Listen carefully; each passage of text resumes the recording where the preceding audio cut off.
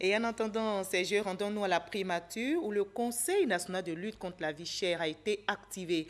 Le Conseil est placé sous l'autorité du Premier ministre et il a pour mission, entre autres, de veiller à l'application des décisions prises et au respect des prix fixés pour les produits de grande consommation. Le reportage d'Alexis Ouedraogo. Pourquoi un Conseil national de la lutte contre la vie chère?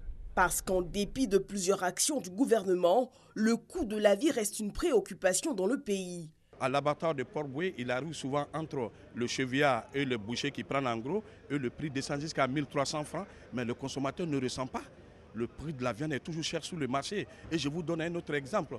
Le charbon Bord-Champ à Abidjan, avant tu payais 300 000 francs faux frais, aujourd'hui tu payes 10 000 francs. Mais le charbon, il est toujours cher.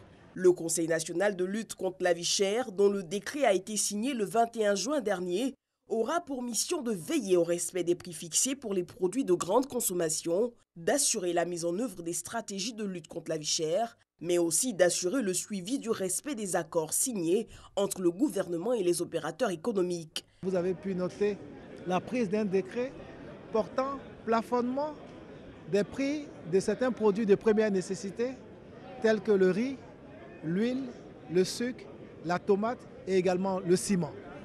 Tout ceci pour stabiliser les prix de ces produits durant ces 6 prochains mois. Et nos agents qui sont présents dans toutes les 31 régions de la Côte d'Ivoire veilleront, aux côtés bien sûr des fédérations, des associations de consommateurs, pour l'application effective de ces mesures. Piloté par le chef du gouvernement Amadou Gon Coulibaly, le Conseil devrait par ailleurs vulgariser les décisions, mesures et actions du gouvernement visant à réduire le coût de la vie. Le ressenti des populations reste concentré sur la cherté du coût de la vie. Devant cette situation, il était impérieux que soient prises de façon résolue et déterminée des mesures appropriées pour traiter ces préoccupations légitimes.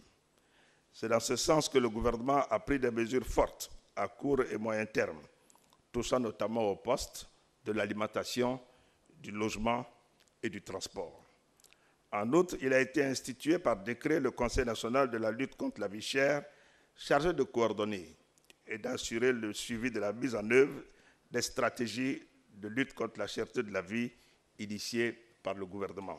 Notre objectif sera en tout temps de rechercher la satisfaction de nos concitoyens.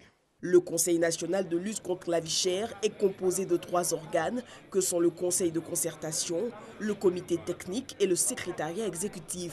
Pour une plus grande efficacité, il a été enjoint de produire chaque trimestre un rapport au gouvernement sur les questions relatives à la vie chère.